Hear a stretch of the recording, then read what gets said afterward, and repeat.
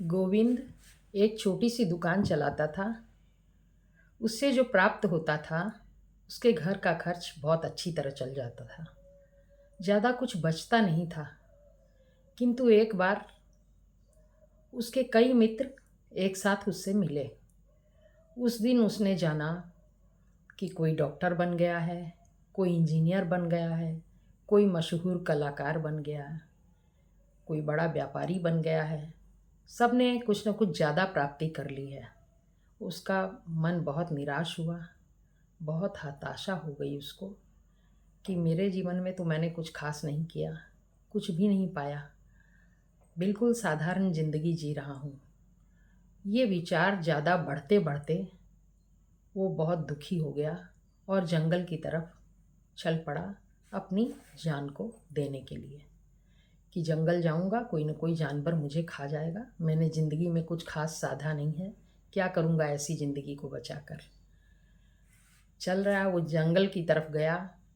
जानवरों की आवाज़ें आ रही थीं, शाम हो रही थी। अचानक उसने देखा कि थोड़ी दूर पर पेड़ के नीचे कोई बैठा है। थोड़ा निकट गया तो पता चला एक तपस्वी है। उसने पूछा कि आप यहाँ इतने घनघोर जंगल में क्यों बैठे हैं, आपको डर नहीं लगता? बोले, मैं तो बैठा हूँ कि मैं तपस्या करने आया हूँ। तू बता कि तू यहाँ क्यों आया है, तुझे डर नहीं लग रहा? तेरा तो परिवार होगा, सब कुछ होगा, तेरा सगे संबंधी होंगे, तू यहाँ क्या करने आया? कोई जानवर पकड़ लेगा तो ख़त्म हो जाओगे। तो आखिर क्या दुख है बताओ।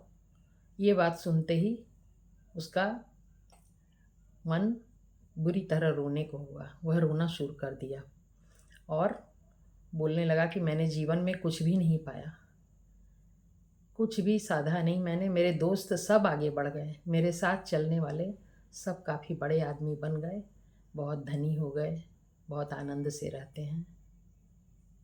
तो महात्मा जी ने पूछा कि आखिर ये बताओ सबसे पहले कि तुमने आखिर क्या लक्ष्य रखा था जिसको तुमने पाया नहीं? क्या नहीं साधा तुमने? क्या चाहा था तुमने जो तुम्हें नहीं मिला? तो गोविंद ने सोचा, ये तो बहुत बड़ी गलती हो गई, मैंने तो कुछ साधा ही नहीं था, जीवन में कुछ लक्ष्य रखा ही नहीं था। क्या सोचा? मैं तो अब इन लोगों को देख के सोच रहा हूँ कि मुझे कुछ नहीं मिला। बोले, महात्मा जी मैंने तो कोई भी लक्ष्य नहीं साधा था। तो बोला, फिर क्या मिलता तुमको? सबसे पहले तुम अपना लक्ष्य तो निर्धारण करो। लक्ष्य निर्धारण करने से काम करने में त्वरा आती है, हम उसकी तरफ पहुंचने की कोशिश करते हैं। और नहीं तो इधर उधर चलता रहता है काम, जिंदगी चल रही है, कुछ हमने विशेष चाहा ही नहीं, उसके लिए प्रयत्न भी नहीं किया, तो फिर मिलेगा कैसे? ऐसा ही हुआ गोविंद के साथ भी।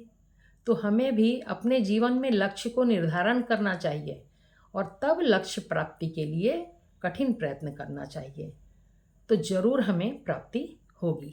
सफलता के लिए लक्ष्य जरूर निर्धारण करना चाहिए।